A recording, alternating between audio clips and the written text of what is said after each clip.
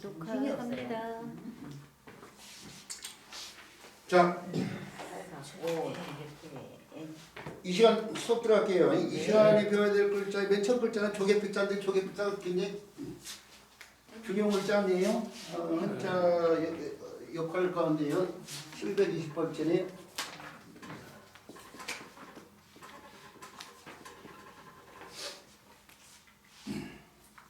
글자의 뜻이 조개니까 먹는 조개 생각하는데요. 이 글자가 쓰여지는 말이 가운데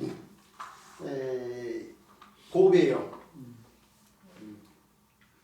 보배를 뜻하는 말이 한자로 보패에서 나왔어요. 이게 보배 글자에서 내내 이 글자를 쓰고 있는데 이게 보배오라는 글자냐? 이게 조개필자예요. 보패에서 나온 말이 보배예요. 보배. 우리가 혼사 치를 때에 그 홀레폰을 가지고 얘기하는 사람들 천박한 사람이라고 하는데 거기서 거기 일륜지 대사라고요. 인생에서 중요한 일이니까 아무래도 이제 귀한 물건들을 챙기고 시집가고 장가하는 사람들 없지 않습니까? 거기에 사용되는 물건을 폐물이라고 그러죠. 폐물의 폐자는 조개 폐자예요.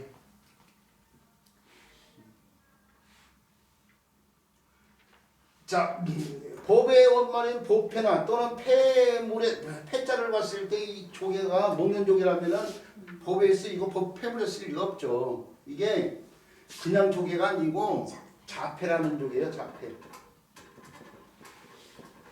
자패인데 이 자자가 자주빛자자잖아요. 자주빛자자.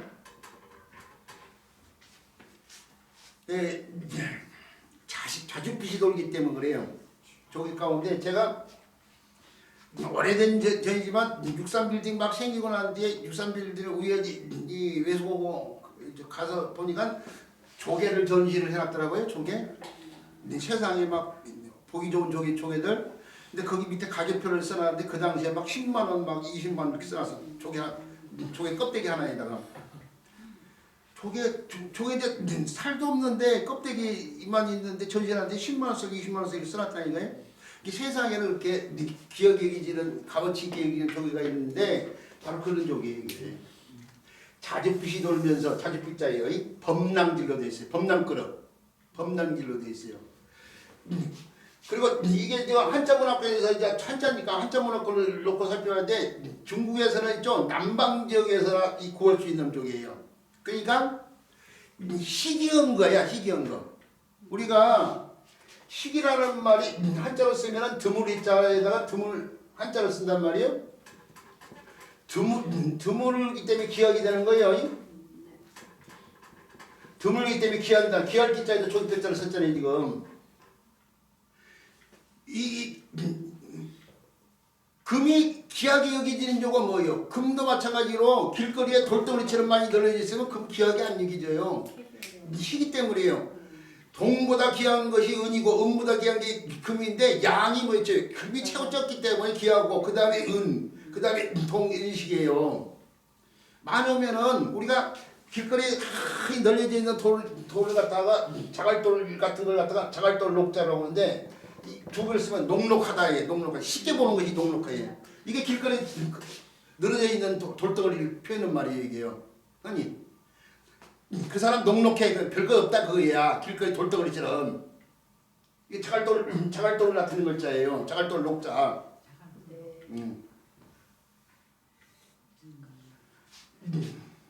이 조개도 어떻게 돼요? 희귀하기 때문에 귀하게 여길 수밖에 없어. 중국에서. 그런데다가 이 모양. 옛날에는 남자의 상징이나 여자의 인간의 탄생의 신비를 잘 모르던 시절에 남자의 상징이나 여자의 상징을 닮으면 다산숭배 사상이기 때문에 숭배의 대상이 됐어요. 숭배의 대상. 이게 여자의 상징을 닮았어요. 그래서 숭배의 대상으로 쓰였어요. 그래서 중국 사람들은 이걸 몸에 지니고 있으면은 아기를 많이 낳고 순산을 한다고 봤어요. 요 조개를. 조개를 갖다가 이렇게 펴있는 거예요. 이게 지금. 그런 조개. 이게 우리 책에 보세요. 우리 책에 보면은 화폐로 사용된 잣대. 이게 이건 조개가 다산이나 풍요를 상징하는 것이 동양의 한점을 얻고만 그런 게 아니에요. 서양이 있죠. 저 보티첼리라는 유명한 화가가 있어요. 그 사람이 그림 그릴 때 잘 알려진 그림이 비너스의 탄생이야. 비너스의 탄생, 미의 화신 비너스인데 비너스가 어디서 나와요? 조개에서 나와. 잘 알려진 그림. 비너스의 탄생 찾아보세요. 바로 그런 물건으로 이 글자에 착용한 거야. 그래서 옛날 사람들이 이걸 뭘로 썼냐면은 화표로 썼어. 폐화. 화표로 썼어요. 제가 한자교육 진행에서 수업을 당시에 거기 수업 들으신 분들하고 수업을 갖다가 3시간 수업을 걸 2시간 오고 1시간을 우리 저 바깥에 수업하자 해가지고 바깥에 외부 수업하자고 해가지고 어디 갔냐면 화폐 방문을 가렸어. 화폐 방문. 한국은행이 있어. 옛날 구건물 일제적 강점기에 지어졌던 거기 가면 폐화가 있어. 조개를 만드는 아주 초등학교 아주 옛날 거. 그래도 조잡해 보이도 온라인 입장에서 보면 조잡하지. 근데 거기서 표가 있더라고 보니까. 옛날 사람들이 이 조개를 갖다가 돈으로 썼어요. 돈. 근데 돈이 가장 귀한 재물이잖아요. 그래서 일단 재물제자에도 이 글자를 쓴 이유가 바로 그거야. 재물제자에. 화폐할 때 쓰는 화자도 이 조개배자를 쓰고 있잖아. 기할 때자에도 이 조개배자를 쓰고 있잖아. 그렇죠? 이게 먹는 조개라면 재산이 많다 할 때 제자라든지 화폐할 때 백화점 할 때 쓰는 화자라든지 기할 기자. 돈이 없으면 사람이 어떻게 돼요? 가난하겠죠? 가난할 빈자 남을 분자에다가 돈이 없는 거야 이게 돈. 가난할 빈자. 돈이 없으면 사람이 어떻게 천해지겠죠? 귀의 반대가 뭐예요? 천이죠. 천할 천자 어땠어요? 조개배자를 갖다 붙여서 이게 해칠장이라는 음역벌자야. 천할 천자가 되는 거예요. 먹는 조개가 아니고 돈으로 사였던 조개인 자폐를 피하는 글자라고 자폐. 그래서 이 글자가 달라붙으면은 재물제자, 재화화자, 기할기자, 가난할 빈자, 천할 천자 이런 글자 구성에 도움을 주면서 뜻의 역할을 주고 있는 거예요. 근데 이제 불자를 안 배운 사람들은 그걸 모르고 무조건 재물제자, 재화자 이런 걸 무조건 쓰고 외우는 거야. 여기 왜 조개패자가 들어간지를 모르고. 자, 조개패자 이제 이해가 됐죠? 왜 이려 진짜 조개를 뜻하는 글자는 그럼 무슨 자를 붙일까요? 그렇죠. 우리 선생님 실력이죠. 바닷가에 같은 데 가서 보면 강가 이런 데 가서 보면 조개가 꾸물꾸물 강가나 바닷가에 기어다니고 있어. 옛날 사람들은 생물을 갖다가 학문적으로 구분하지 못한 시대였기 때문에 그냥 바닷가에 갯벌 같은 데 꾸물꾸물 기어다니니까 벌레 취급을 했어. 그래서 소라 가자를 이렇게 한자를 줬어. 이거 오른쪽에 글자가 음역 글자야. 이렇게 대합 쪽의 합자. 홍합을 뜻하는 대합 쪽의 합할 합자가 음역하면서 벌레를 뜻한 글자. 어부지리를 달리 방률지정이라고 할 때 말조개, 큰 조개, 그럴 때 방합방자도 이렇게 쓰잖아요. 신기로울 때 쓰이는 대합 쪽의 합자도 이렇게 쓰잖아요. 요 글자는 이제 오늘날 위아래로 이렇게 더 많이 쓰고 있잖아요. 글자에 전부 다 요 글자가 달라붙어 있는데 요 글자가 벌레와 관련된 글자 아니에요. 벌레 취급을 했어요. 그래서 한자에서는 조개와 관련된 글자는 바로 요 글자를 붙이고 요 글자를 붙여진 글자는 재물제자, 재화화자, 기할기자, 가난할빈자, 천할천자에 있을 때는 재물과 관련돼 있어요. 재물.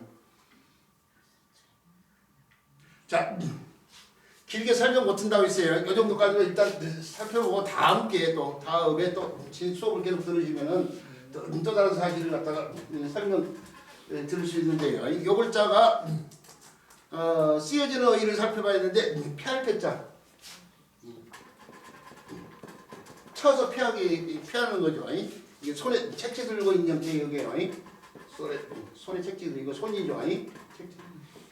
그래서 나온 거죠. 근데 패는 패인데 쳐서 패배를 시킨다 이거죠. 패할패. 실패할 때 쓰는 글자예요. 패가 망신할 때 쓰는 글자. 그 다음에 개견자가 개사성문변으로 이렇게 바뀌는데 이 글자가 달라졌지만 야생동물 관련된다고 했죠? 그래서 패는 패인데 야생동물 가운데 일이요. 일이 패. 그래서 이렇게 써도 일이를 뜻한 글자예요. 이렇게 써도 이게 조을 양자가 랑이 되면서 이렇게 써도 일이랑자.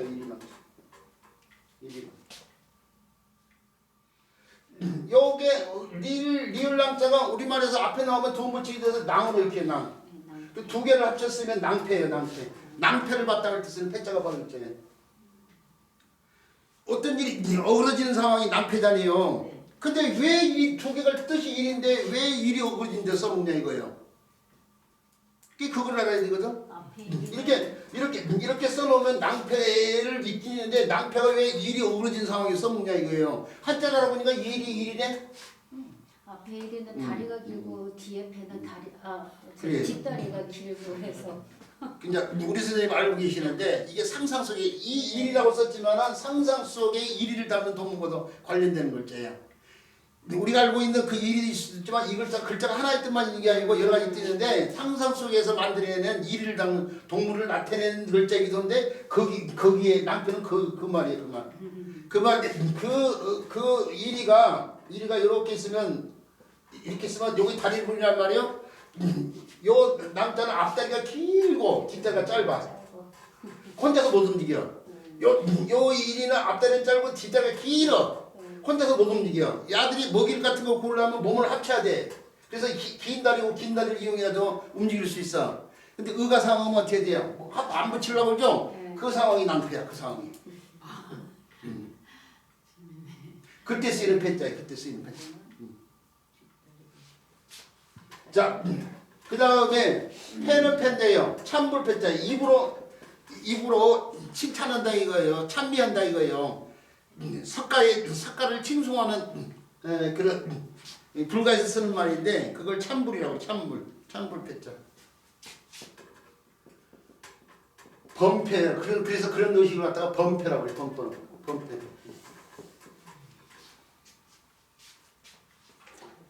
그럴 때 쓰이는 패자까지인데 이런 데 쓰이는 글자 조개 패자예요. 말씀드렸다시피요. 또 다른 데를 통해서 또 자세히 설명할 수 있는 기회가 있을 거라고 생각하고 이 정도까지만 얘기하고 넘어가고요. 그 다음에 조각편자를 살펴봐야 되니 조각편자 앞에서 조각장자 할 때 설명을 했어요. 자, 요 글자에 대해서 설명에 대해서는 판목녀라 해놓고 종반복이라고 이렇게 풀을 했어요. 설문해자에서. 그런데 말씀 것처럼 설문해자가 문자 받는 사람들한테는 바이블 같은 책이긴 하지만은 그 내용을 전부 다 받아들이면 안 된다고 했잖아요. 이것도 받아들이면 안 돼요. 설문해자 이게 잘못된 거야. 왜 설명에서는 그럼에도 불구하고 이렇게 설명했냐. 나무를 갈랐다 이거예요. 가를 팔자 나무 먹자. 나무를 갈랐는데 따랐어요. 반쪽 나무의 뜻을 따랐다 그 얘기예요 지금. 자, 이 나무 목자의 설문해자 형태가 바로 이렇게 표현됐어요. 이렇게. 나무 목자의 설문해자에서 너는 뭘 바탕으로 풀이를 했다고 해서 어떤 자형을 바탕으로 소전자형을 바탕으로 했을 때 소전의 형태가 이렇게 돼야 돼요. 그리고 요 글자의 소전의 형태가 어떻게 돼요? 이렇게 돼요. 이렇게 돼 있으니까 바로 나무 갈라가지고 요 형태하고 요 형태가 지금 매치가 되잖아요. 요것이 매치가 되니까 그러니까 나무를 갈랐는데 반쪽 나무의 형태 반쪽 나무 형태를 따랐다고 이렇게 설명을 했단 말이에요. 자, 그런데 조각편자에 각골문 형태가 있고 나무 목자의 각골문 형태인데 나무 목자 각골문 형태 이렇게 표현됐어요. 이렇게. 그리고 조각편자의 각골문 형태는 이렇게 표현됐어요. 이렇게 표현됐어요. 그러면은 요게 반절이라면은 요 각골문에 보면은 요 글자도 소전 형태 이렇게 표현돼 있어야 돼. 이렇게. 이게 나무 목자의 각골문 형태인데 정말 이게 나무 관련됐다면은 요 글자의 각골문이 이렇게 표현돼 있어야 돼요. 요 반쪽. 근데 이렇게 표현됐다니까요. 이게 나무 목자가 아니라고 여기서 드러나는 거예요. 후대로면서 소전에서 마침 그거 형태하고 같았을 뿐이지. 각골문의 나무 목자는 요 형태고 조각편자에 갖고 오는 형태는 요거인데 요것이 요 글자 속이 안 보이자 요 글자 속이 안 보이잖아요. 그러니까 나무 목자하고 상관없는 거야. 그럼 이게 뭐이냐 이거. 그렇죠. 옛날에는 전후자하고 구분이 없는데 이게 이렇게 우리가 눈목자 눈을 갖다가 이렇게 해가지고 정렬시켜 반듯반듯하고 옛날 죽간 같은 데다 각골문 같은 데 쓸 때 폭적은 우리가 세워서 썼죠. 눕히면 이렇게 되는 거 아니에요? 이렇게요? 그래서 꽃목자에서도 그 형태는 이렇게 이게 눈이잖아요. 눈. 예, 사람이 눈을 감고 사는데 눈썹을 펴놓고 초정자리 있어요. 눈썹 이렇게 펴놓고 눈 이렇게 펴놓고 사람의 몸체를 이렇게 펴놓고 초정자리 형태를 이렇게 펴내는 거예요 지금.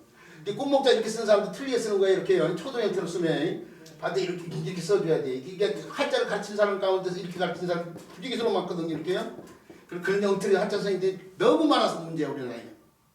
근데 그래서 제 수업 들은 사람들이 대한민국 어디 갔었는지 한자 가르칠 때 경쟁이 있는 사람, 한자를 잘 가르친 사람으로 호가 나 있는 이유가 그거예요. 이렇게 정확히 설명을 해주니까. 근데 우리 선생님들도 여기 저 조합편자도 설문에다 견해를 쫓아가지고 오늘 이렇게 설명한 사람 부지기수로 많아. 한자 선생 가운데. 아니야. 요거 눈목자 이렇게 오늘 쓰는 글자 이렇게 눕힌 것처럼 이것도 눕혀서 보면 이렇게 표현될 수 있어요. 이렇게 표현될 수 있어요. 요거 침상이에요. 침상상자 이게 침상글자. 요 글자를 갖다가 그래서 요 글자의 반대 형태인 요 글자도 같은 글자예요. 요 글자도 같은 글자야. 요걸 갖다가 반대로 쓰면 요 글자도 같은 글자야. 요 핵이고 이 같은 글자인데 이것도 조각장자 이건 조각편이고 이건 조각장이고 해서 같은 글자라고 해요. 같은 글자인데 침상을 나타내는 글자는 이 오글자에다가 같은 글자인 오글자에다 나무 목자를 붙여가오면 침상상자가 돼. 그리고 침상 같은 거 이게 침상인데 침상 같은 거 만들 때 옛날 나무 조각 같은 걸로 침상을 만들고 나무 조각 여러 개를 이어가지고 침상을 만들었거든. 그러다 보니까 이게 조각을 뜻한 조각편자가 되고 이게 조각장자가 된 것뿐이야. 이게 조각편자가 되고 이게 조각장자가 된 것뿐이야. 지금. 앞에서 얘기했어요 지금. 나무의 발전이 아니라고 했어요. 네. 자, 이 조각편자야 뭐 편욕 이런 데 편강 이런 데 쓰인 글자. 일편단심, 일격편주 뭐 이럴 때 쓰이는 글자예요. 자, 그리고 요 글자가 그러니까 결국 요 글자하고 내냐 같은 데서 나오는데 전자 이걸 바꿔서 형태로 가서 이 반쪽으로 돌리는 형태로 글자. 이게 침상 나타내는 글자는 나무 글자 한번 더 붙여서 쓴다고 했어요. 그리고 요 글자가 침상 있는 걸 나타내는 글자가 잘숫자 있는 글자들, 잘침자 있는 글자들, 잘침자. 집이 있고 침상이 이렇게 침상이 있어요. 이렇게 침상 있고 이게 손에 빗자루 들고 있는 거예요. 손에 그냥 빗자루 자체예요. 이렇게 빗자루 자체예요. 빗자루 자체예요. 이게. 그래서 여기다 개진여자로들 지음이 붙자 집안을 청결해야 될 지음이 손이 달라붙은 쓸소자가 되는 거야. 쓸소자. 청소할 때 쓰는 소자. 자기 위해서 침상을 정리하고 있는 거예요. 지금 어디 집에 있는 침상을. 그래서 이게 잘침자예요. 잘침자. 침대 올 때 쓰는 침자. 그 침대에서 자고 일어나는데 깰 자. 나올 자가 오게 되면서 집이 있고 침상에서 깨어 일어난다니까. 오매불망. 잠잘미자 반대 잠잘미자는 이렇게 쓰잖아요. 이렇게요. 요 글자에다 안일미자를 붙여서 미가 매가 되면서 집에 침상에서 잠을 잔다 이거 잠잘미자. 이거 깨로 자고 잠에서 깨는 거이고 깨어 있어도 자고 있어도 잊지 못해. 그래서 오매불망할 때 쓰는 자. 아까부터 꽃목자 이렇게 썼죠? 네. 꽃목자 이렇게 썼는데 꽃목자 이렇게 쓸 수도 있어. 이렇게. 집이 하나 더 있고 침상이 하나 더 있고 이렇게. 이체자야 이체자. 근데 이렇게만 쓸 수 있는 글자를 못 침면자고 침상을 한번 더 붙이냐고 복잡하게. 그래서 오늘 그걸 빼고 쓰고 있는 거지 지금.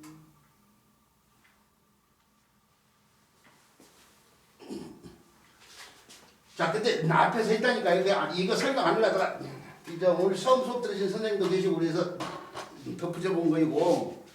자, 그 다음 글자 넘어갈게요. 그 다음 글자 셀프 때.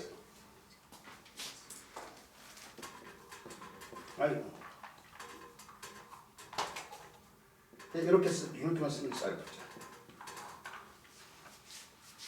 이게 자원이 이 글자의 자원이 아직 분명히 밝히지 않는데 곰자에 보면은 쌀풀자에 곰을 갖고 오는 형태를 갖다가 사람으로 이렇게 보이는 형태로 이렇게 표현되기도 하고 또는 이렇게 표현이 되기도 하는데 뭐가 제대로 된 저는 요쪽으로 봐요.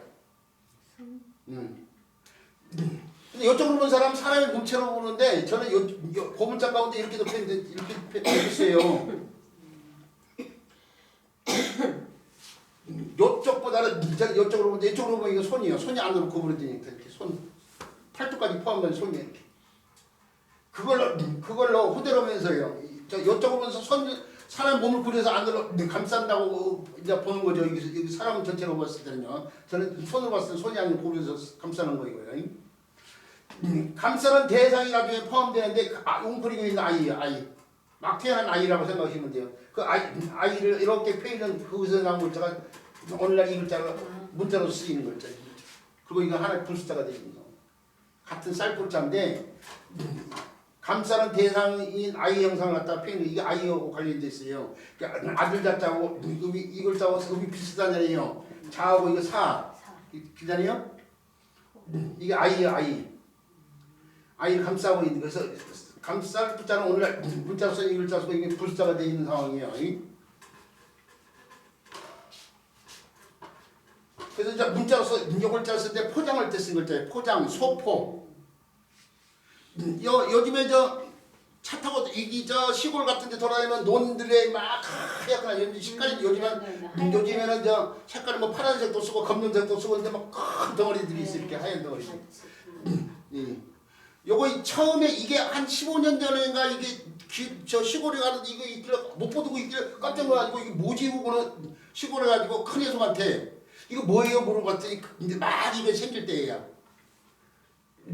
뭐 제대로 얘기를 안 해주더라고요. 그래서 나중에 알아보니까 곰포도만 곰포 사일러지.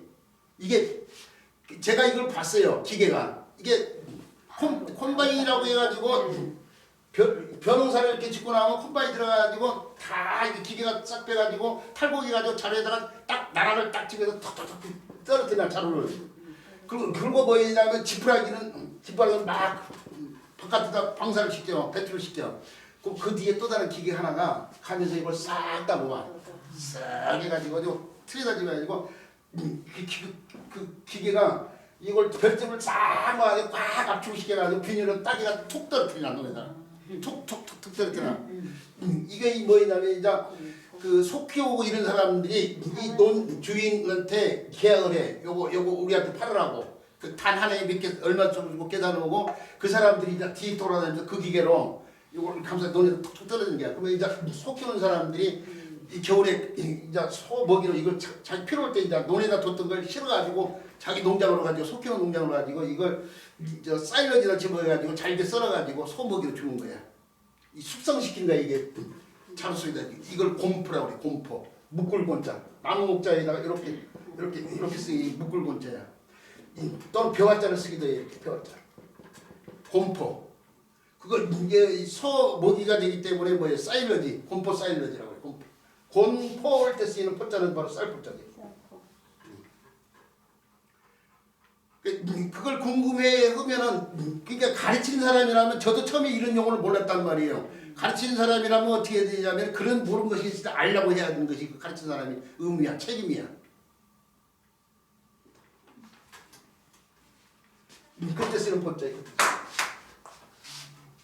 자, 그런데 요 포자가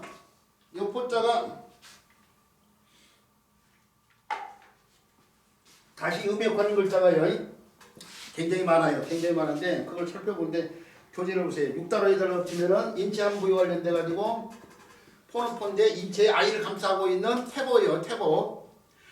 같은 태보에서 태어난 사람이 동포예요. 그러니까 형제가 동포야. 근데 오늘날은 의미가 커져 가지고 한 나라에서 한 나라 사람 모두를 갖다가 통칭한 말로 쓰고 있는데 원래는 동포는 한 태보에서 났어. 한 어머니 뱃속에서 나오면 다 동포야.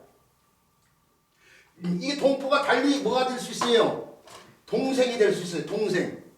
한 배에서 태어난 거야. 동생이 그러니까 형 아우의 말이 아니야 원래. 형도 있고 아우도 있고 다 한 배에서 태어났으니까 났으니까 동생이 한 가지 동생 났으니까 근데 왜 오늘 아무 말을 트란 말이 되냐? 네. 이 형제들이 여러 명이 이렇게 가요. 동생들이 이렇게 다 동생이야. 하면 어디 가서 누군가를 만날 때 소개를 해놓으면 맨 형이 밑에 다 동생이라고 해야 돼. 그 형을 빼놓고 뒤에 사람들을 지치면서 동생을 써먹다 보니까 형이라는 의미가 빠진 거야. 거기서부터. 한 가지 동자 날쌘자 형은 다 다른 배에서 났대 그러면. 그게 말이라는 게 그런 거야. 그게 알고 보면 그렇단 얘기야.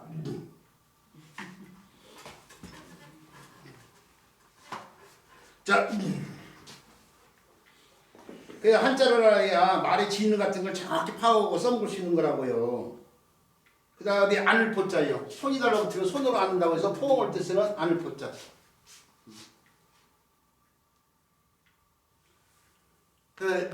어떤 분이 어떤 유명한 분이 있는데 자기가 평생 살아면서 많은 사람들 만나고 많은 사람 포옹을 해봤는데 가장 인상적인 이거 포옹이 그분이 하는 말이 테레사 손녀하고 포옹을 할 때가 가장 인상적이었대요.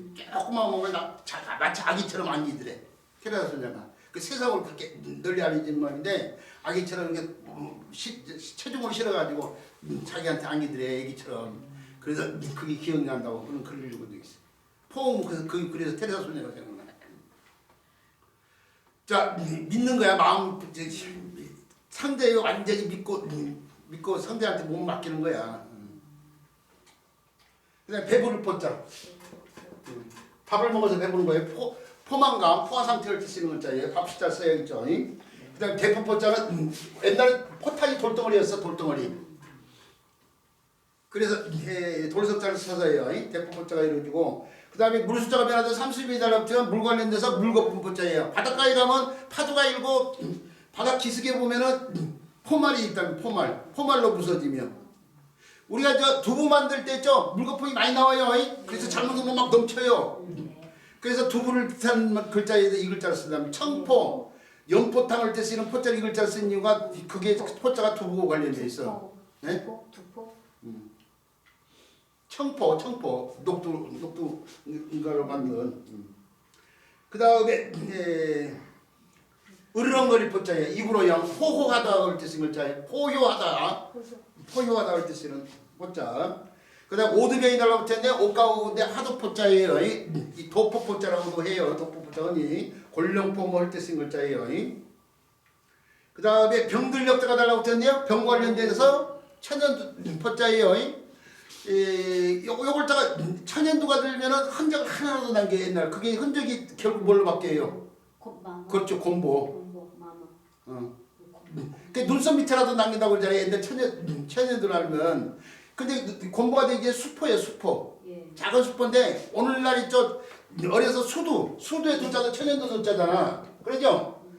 수두를 하는 사람들이 수두 바이러스가 천연두 바이러스가 남아있어. 그러다가 어른이 돼가지고 시체가 약해지면 그게 다시 활동을 해.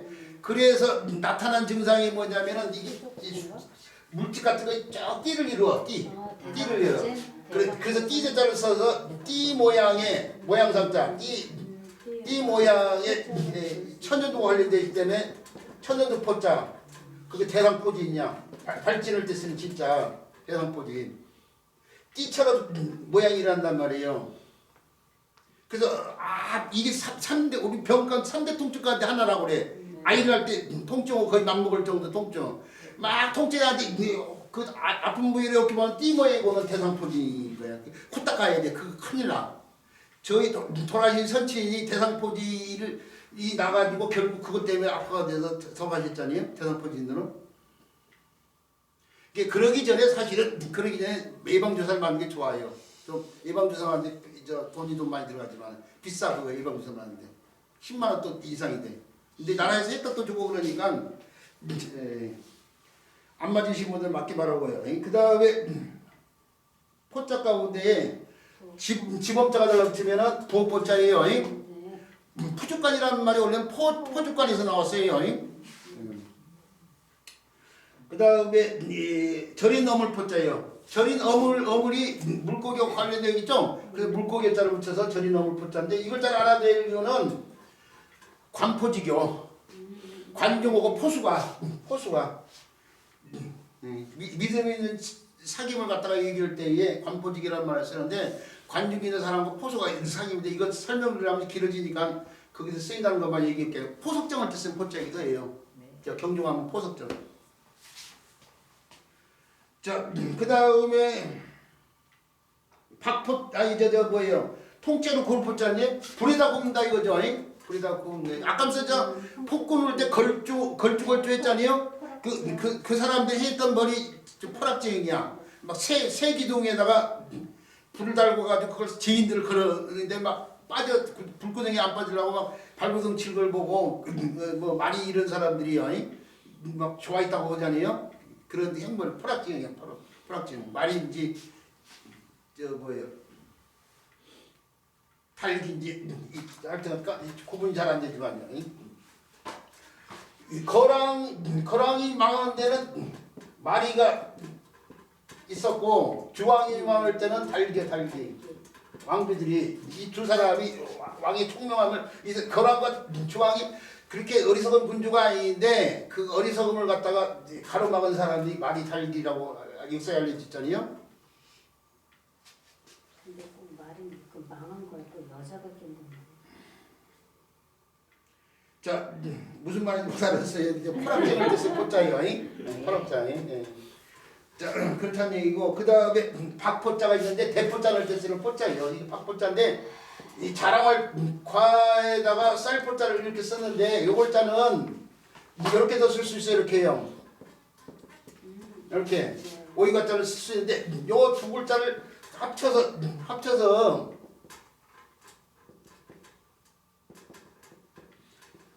이것들가 박고자예요. 박고자. 근데 이 글자를 동시에 다 이게 쌀포자고 붙여 쓰려고 치면 너무 복잡하니까 어떤 것은 요글자만 갖다서 쌀포자고 붙여 어떤 것은 요글자만 갖다 붙인 것 뿐이야. 이게 박고자에 생략되는 데 붙여있으니까 지금 이게 두 개가 조롱박을 뜻은 박. 이 박고자에 이 오이가자만 여기다 붙이고 박고자에 자랑할 글자만 여기다 붙이는 건데 이게 이 글자에 생략되는 형태라고. 그러니까 포는 포인데 이게 박고가 관련돼서 박고자가 되는 거예요. 포자. 그리고 옛날에 이걸 그릇으로 물 같은 걸 떠먹을 때 쓰고 그러잖아요. 조롱박 같은 거. 여기다 이런 데다가 술을 바가지 같은 데 술 담아서 마신다고. 그럼 대포자냐 거기 대포.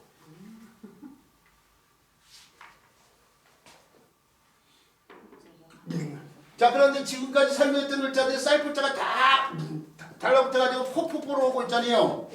근데 이 글자는 비울자가 달라붙은 요 글자는 포가 아니고 복 입선자 기역자를 붙여 복 박까지 왔어. 복 이런 변화 앞에서 이런 변화 심하게 여기지질 않죠. 앞에서 많이 봐왔으니까 그동안에. 그래서 박이 되면서 비우자가 달라붙었는데 비우자가 달라붙으면 어떤 뜻과 관련된다고 했어요? 그렇죠. 기상현상. 그게 이제 우리 선생님 실력이야. 그런 걸 아는 거예요. 그 기상현상 관련되어 있는데 기상현상 때 우박이야. 우박박자. 자 우박박자고 이 글자가 어디 쓰냐면 막 바람이 불러서요. 막 날리고 막 태풍 같은 거 부는 거야. 태풍. 그 바람이 태풍이야. 막 날리고 우박 막 쏟아지고 막 흩어져. 그래서 이뤄진 말이 그렇죠. 풍비박산이요. 풍비박산. 바람이 태풍 같은 바람이 막 난다 막 그거에 의해서 날려 막 집도 날려가고 막 자동차도 날아가고 그래서 우박이 쏟아져가지고 막 흩어져 막 그래가지고 지화장도 깨지고 막 이제 심어놓은 곡물도 막 저 잘리고 막 하는 사람 우박박자. 풍비박산.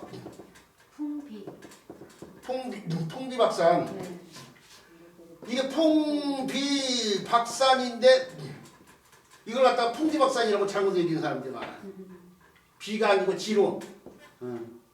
지로 잘못 얘기하는 사람들. 이렇게 잘못 얘기한 것들 많다고 했죠. 산이라고 하는 사람들이 많거든요. 산이 아니야. 삼이요. 삼.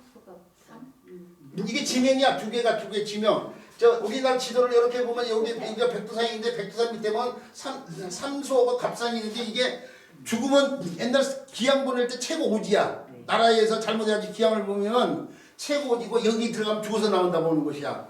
이게 하나가 삼수 하나가 갑산이야. 그래서 이 기항지 죽어서 나온다는 이 기항지에 갈 때 가더라도 먹고 가는 것이 우선이다. 사람들이 먹는 게 더 중요하다는 걸 얘기하기 위해서 삼수갑산 갈 때 가더라도 먹고 간다 뭐 이런 속담이 만들어지는데 어느 순간 사람들이 산수갑산 그래놓고 또 가게 이름다 갖다 쓰고 있어. 이게 기항지 좋지도 않은 말 갖다가. 자기 오기 싫으면 평양감사도 자기 오기 싫으면 그만이라고 이 아들 저 평양감사를 갖다가 이렇게 써서 있는데 평양감사가 아니고 평안감사야. 평양감사도 자기 오기 싫으면 그만이라고 볼 때 평양을 썼는데 이게 감사가 오늘하면 도지사야. 도지사는 어떻게 한 도를 다 책임진 사람, 평안도를 책임진 사람이야. 그래서 경상감사, 전라감사 그런 것처럼 평안도를 책임지고 있으니까 평안감사해야 된단 말이야. 아, 경상감사를 경주감사라고 볼 수 없잖아. 전라감사를 전주감사라고 볼 수 없잖아. 그 평안감사도 평양감사라고 보면 안 돼. 평안이 어느 지역으로 그래요? 평양하고 안주를 합친 말이야. 전라도는 전주고 나주, 경상도는 경주, 상주 두 곳을 합친 거잖아요. 평양과 안주. 그 북한에 있는 거, 이북에 있는 거냐? 그렇죠. 그러니까 경기도 도지사를 갖다가 경기도 도청이 수원에 있으니까 수원 지사라고 부르는 것도 똑같은 거야. 지금 이 평양이란 말이. 그 평양이라고 하면 안 돼. 아니야. 평안도를 책임진 사람 도지사. 근데 사람들이 평안감사해야 될 거 평양감사라고 잘못 얘기한다고 삼수갑산해야 될 거 산수갑산 잘 이런 것들 많다니까. 그냥 한자를 제대로 안 하니까 이런 엉터리 말을 써놓고 잘못된 줄을 몰라. 그러면 삼수갑산 할 때는 나무목이 3개예요? 아니야. 아니야. 네, 석삼자예요. 속장. 이 세 개 여기 지형이 여기 도망강 있고 압록강이 있고 뭐 그런데 물 세 개가 합쳐진 고을이라고 해서 석삼자의 물숫자에 삼수갑산 여기 삼수갑산 이렇게 써 이렇게 한자로 이렇게 삼수. 물숫자 물수죠. 그 석삼자를 썼잖아요. 석삼자 그러니까 삼이 이제 산이 아니다 이거예요. 네네.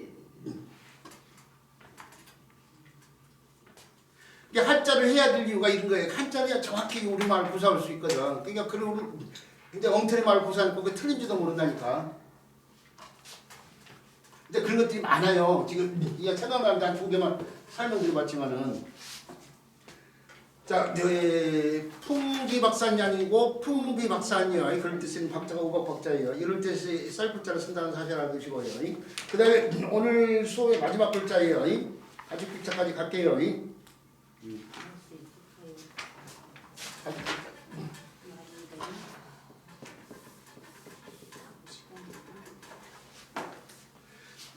우리가 오늘날 순우리말로 가죽이라고 하지만 한자로는 가죽 제품을 뭐라고 불러요?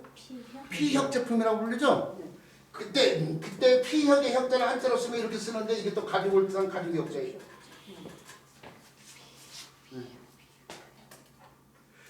두 글자가 보면은 똑같이 가죽인데 약간의 차이점이 있어요. 약간의 차이점이 있는데 요 가죽은 털이 있는 가죽이에요. 털이 있는 가죽. 이 가죽은 털이 없는 가죽이에요. 차이점이 있어요.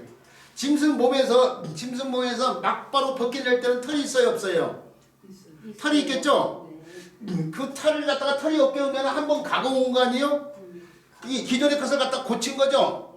그래서 가죽이 없다가 고치다 이 뜻이 있어요. 고치다. 원래 털이 있는 걸 털이 없는 걸로 고친 거야 지금. 그래서 가죽이 없다가 고치다 이 뜻이 있어요.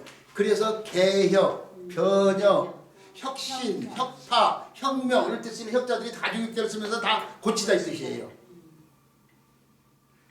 개혁, 고칠 개자는 가죽 입자를 쓰는데 이제 고칠 혁자라고 이게. 자, 그래서 앞에서 아니 뒤에 나오는구나. 그래서 이 가죽 빗자하고 가죽 혁자를 갖다 구분해야 되는데 우리가 이게 털이 있는 가죽이었죠. 그래서 털은 모자를 써서 모피라는 말을 써도 모액이란 말이 없는 게 그거예요. 이게 피자가 털이 있으니까 당연히 털은 모자를 붙여서 이렇게도 쓸 수 있어. 그렇지만 이게 털이 없는 말인데 털은 모자를 붙여서 쓸 수는 없어. 그게 모액이란 말이 없는 이유가 그거라고요.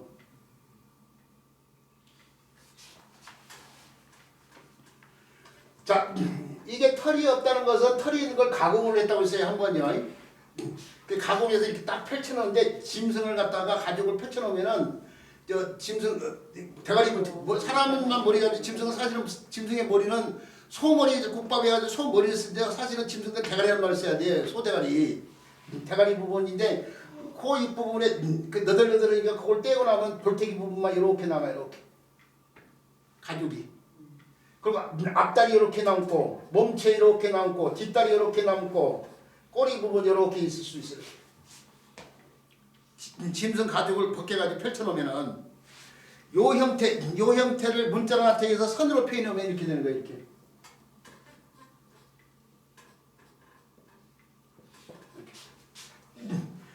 앞다리가 짧으니까 앞다리는 표현하죠. 뒷다리는 기니까 이렇게 표현했어요. 짐승 가죽을 벗겨가지고 가공을 해서 이렇게 펼쳐놓으면 이렇게 보인다. 이렇게. 이런 식으로. 그걸 문자로 나타내기 위해서 펴놓을 때 이 얼굴 부분은 이렇게 펴놓고 긴 몸체를 펴는 상태에서 가장 많이 나오는 몸체 부분을 동그랗게 펴놓고 뒷다리하고 꼬리 부분만 이렇게 펴있다니까. 그러니까 그걸 빼놓으면 이렇게 되는 거예요. 이렇게. 이게 가죽 역자의 고문자예요. 이거 생각하시면 돼. 협자의 문자. 네. 네. 이거보다 더 복잡하게 쓰이긴 했어. 근데 이제 우리 선생님이 쉽게 이해하라고 이렇게 설명을 하고 있는 거야. 그런데 벗겨낼 당시에 털이 있는 상태가 이제 막 벗겨낸 상태예요. 짐승 몸에서 가죽을 벗겨내려면 어떻게 되냐면은 두 발이 하늘을 향하거나 두 발이 땅을 향하고 벗기니까 어려워. 옆으로 눕혀야 돼. 땅 짐에다 몸을 옆으로 눕혀야 돼. 그냥 두 다리가 지면하고 수평이 가게끔 되겠죠. 다리 4개가. 그러면 반절만 보일 수밖에 없잖아. 그래서 위에서 내려오면 반절. 그러니까 이 반절을 지워봐. 반절만 넘겨. 그 다음에 이건 벗기고 있잖아. 사람 손으로. 손으로 해당되는 글자 어떻게 돼요? 손에 해당되는 글자. 또 글자 써야 되냐 이렇게. 그죠? 자 그걸 다시 표현하면 이렇게 되는 거야. 이렇게. 요 글자에서 증여된 글자가 바로 이 글자예요. 요것은 짐승 가죽을 벗겨가지고 완전히 펼쳐놓은 거이고 요건 눕혀선 상태에서 손으로 벗겨내고 있는 거야. 머리 부분, 그 다음에 가죽이 가장 많은 몸체 부분, 그걸 손으로 이렇게 벗기고 있는 거. 근데 그걸 간략화시켜서 이루는 글자 가죽 글자라고. 네. 이해가 가죠? 네. 안 가도 어쩔 수 없고. 그리고 그걸 펼쳐놓은 것이 이거. 자, 이게 모피 할 때 쓰인 글자고 호사유피 뭐 할 때 쓰인 글자예요. 호사유피. 사람 원래는 표사유피예요. 표사유피. 사람 죽어서 이름을 남기다. 호랑이를 죽어서 이름을 남겨요. 요 피자가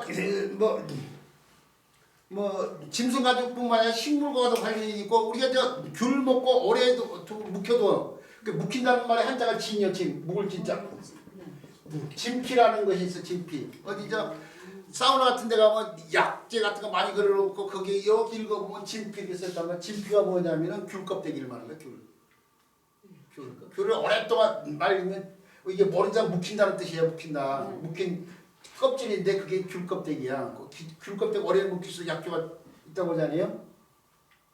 이런 데서 쓰이는 거예요. 근데 원래 껍데기는 단단한 거이고 껍질은 부드러운 걸 말하는 거예요. 아니 그것까지 얘기를 하고 지금 혼자 끝가 또 없으니까 뭐 간단인데 자 이 가죽 빗자가 쓰이기는 어디요? 자 자료 보세요. 병들이 어떻게 붙었어요? 피는 피인데 병 들어서 몸이 지친 상황이요. 피로하다 할 때 쓰는 피로가 병의 조짐이잖아요. 사실은 피곤하다 뭐 할 때 쓰는 거죠.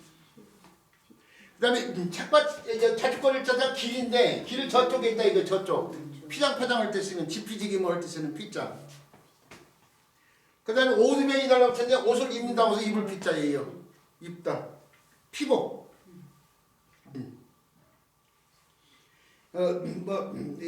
피에 뭐 할 때 쓰는 글자고. 그 다음에 해칠 피자예요. 해칠 피자. 손으로 풀어 헤치는 거예요. 피는 피인데 풀어 헤치. 저 가끔 가다 보면 바바리맨들 있잖아. 그 썩을 놈들. 이렇게 펼치는. 그 옷을 갈무리지 않은 것이 창피란 말이 거기서 나온 거예요. 사실은 저는 의도는 많아요. 저도 가끔 가다 보면 남대문 열어놓고 있을 때가 있거든요. 그 창피한 일이요. 그걸 창피로 생각하고 그렇지 않게로 노래가 되는데 스스로 이렇게 하는 것은 스스로 창피한 일을 하고 있는 거 아니야? 창피. 창피할 때 옷을 풀어헤친 거라니까. 해칠 필자. 요골자가 들어가서 시질말 가운데 또 알아줘 이렇게 피로연이야. 피로연을 요 피자로 생각하는 사람도 있어요. 피로를 풀기 위해서 수고를 피로를 풀기 위해서는 잔치라고 생각했는데 이 피로연을 한자로 쓰라고 하면 이 피로 생각하는 사람인데 그게 아니야. 피로연은 몸이 피로하다 피로가 아니고 해칠 빛의 노출 드러낼 노자. 뭘 드러내냐면은 기쁨 일륜지 대사의 기쁨을 갖다 풀어헤치고 드러내서 사람들 많이 불러놓고 음식 차려놓고 하는 장치가 바로 피로연이야. 피로연의 피자가 바로 이 글자예요. 해칠 피자 드러낼 노자 노출. 근데 피로연 그러면 내가 크냐 알고 몸이 피로하다 그 피로를 생각해야지. 요 피로 생각해 사람들이. 그 다음에 네, 치마 픽자요. 수건건자들 옷감 관련돼 있잖아요. 옷감. 여기다 이렇게 피는 피인데 옷감으로 만든 치마예요. 치마 픽자인데 요걸 짜 들어가 쓰여진 말 가운데 한자를 쓰자면 하피첩이라는 옛날 사람 다산 정리하고 남긴 문서예요. 편지를 모아놓은 문서. 다산 정령이 강진에 가가지고 유배를 가가지고 18년 동안 살았잖아요. 강진에 유배가 있으니까 아내가 나 그림 남편을 위해서 시집 올 때 옛날 젊은 여자의 복식이 뭐라고 해요? 사자성어로? 그렇죠. 노계홍상이야. 이 보색이야. 푸른색 오고 푸를 녹자 푸른색 오고 위쪽거리야. 위쪽거리 이거 오두자가 위쪽거리 영상에서 나왔잖아. 그 다음에 붉은 치마 푸른 자고리에 붉은 치마상자 붉은 치마를 입어. 크게 붉은 치마가 대홍 치마가 다홍 치마가 되는 거야. 이게 옛날에는 붉은 물을 들이가 힘들 때 귀한 사람만 그래서 사극 같은 데서 붉은 옷감을 입는 사람이 최고 고관이야. 고관. 그 다음에 푸른색이 이게 그 다음이고 그 다음에 녹색이 그 다음이고 그래서 당상관들만 붉은 옷감을 입어. 근데 일반 사람들은 푸른 옷감을 사용할 수가 없어. 근데 허락의 때가 딱 한 때가 있어. 인생에서 가장 소중한 기간 시까지 전후에만 붉은 옷감을 여자분들한테 입게 해. 그래서 거기서 이야기가 다홍치마가 나온 건데 타산정이하고 여기 아내 되시는 분도 시집 올 때 다홍치마를 입고 왔을 거 아니야. 강진에 가 있으니까 이제 시간이 18년 동안 있었죠. 이거 입고 빨고 오면 어떻게 돼요? 색깔이 발엘 태자가 어떻게 써요? 물러날 태자에다가 오두병이 달랐어요. 옷이 태가 그대로 오면서 옷을 빨면은 색이 바랜단 말이에요. 그래서 발엘 태자. 태색 색깔이 바랜다는 태색. 붉은색이 뭘로 바뀌어요? 여기처럼 노을빛으로 바뀌어. 노을빛. 다홍치마의 붉은색이 노을빛으로 바뀌어. 그래서 나온 것이 하피야. 하피. 노을빛으로 바뀐 치마가 바로 하피야. 다홍치마가 하피로 바뀌었다니까. 노을빛의 치마로 빨아가지고 색깔. 옛날 사람들이 다홍의 색깔을 뭘로 들였겠어요? 여러 가지가 있겠지만 잎꽃 이런 걸로 들었어요. 잎꽃, 단목 이런 것들, 염색. 오늘날 제가 화학염색이 없고 자연염색이 그런단 말이에요. 자연염색이 그러는데 지치 뿌리 같은 거. 그렇지. 꼭두선이, 잎꽃, 단목 이런 것들을 가지고 오는데 이게 색이 몇 번 빨면은 색깔이 바뀐단 말이에요. 그래서 붉은 치마가 어떻게 노을빛으로 바뀌어. 그게 노을빛 치마를 하피라고 그래요. 타산정령한테 자기 시집 올 때 입었던 다홍 치마 이미 하피로 바뀐 걸 보낸 거야. 강진은. 그걸 타산정이 잘 이렇게 일정한 길이로요. 잘 잘라가지고 옛날 비단에다 글 쓰듯이 거기다 글을 써서 편지를 이제 아내한테도 보내고 자식들한테도 보내고. 근데 그걸 모아놨어. 모아서 다 모아가지고 첩으로 만들었는데 그것이 마치 쓰레기 취급이 돼가지고 그렇죠. 버려졌어. 그래가지고 고물 수고하는 사람들한테 팔려가는데 어떤 사람이 문장을 잘하는 사람이 그걸 발견해가지고 그 살아났잖아. 그래서 국보 취급을 받고 있잖아요. 지금 보물 취급을 받고 있잖아요. 그 하피첩이야. 하피첩. 그럴 때 쓰는 이 피자고, 그 다음에 음이 바뀌어가지고요 파로 쓰는데 돌을 갖다 깨트린다고 해서 깨트릴 파자예요. 파게 격파. 그 다음에 머리 열자가 달라붙으면 머리가 한쪽으로 치우쳤다고 해서 치우칠 파자인데 편파적이 다를 때 쓰는 파자고요. 그 다음에 발적병이 달라붙기 때문에 발 관련돼 가지고 발로 온전히 걷지 못한다고 해서 절름발이 파자, 절뚝발이 파자인데 아무래도 살다가 부르는게 다리 같은 걸 다쳐서 걷는다고 치면 쩔뚝거리면 걸 수밖에 없잖아요. 그런 것처럼 미리 쩔뚝거리면서 걷는 것처럼 진행될 때 파행이 됐다고 할 때 쓰는 파자가 바로 이거예요. 절름발이 파자. 자, 그 다음에 고개 파자예요. 흙이 쌓여 있는 고기다 이거죠. 소동파 할 때 쓰는 파자가 동파관이라는 어휘가 들어가 있는데 소동파가 만들어서 썼다는 관이에요. 그 다음에 삼수명이 달라붙으면 물이 달라붙어가지고 물결 파자인데 파도할 때 쓰는 파자고요. 추파할 때 쓰는 글자예요. 가을날, 네, 가을날 물결처럼 보이는 추파. 그 다음에 그 파자에다가 계집여자가 달라붙으면 계집여자에서 할미 파자예요. 할머니가 된 사람, 할머니는 살아온 경험이 많아, 연륜이 많아서 다른 특히 장점을 갖게 사람 볼 줄 알아. 그래서 중매일 때 매파 또는 뭐 아이를 낳을 때 도움을 줄 수 있는 산파, 매파이라 산파 할 때 쓴 글자예요. 마파도 부을 때 쓰는 파자. 자, 요런데 쓰이는 글자까지 해서 오늘은 여기까지 하도록 하고요. 더 진행했으면 좋겠는데 뭐 어쩔 수 없이 다음 시간을 미뤄야겠네요. 오늘 수업은 여기서 마치도록 하겠습니다. 자, 수업 좀 고맙습니다. 감사합니다.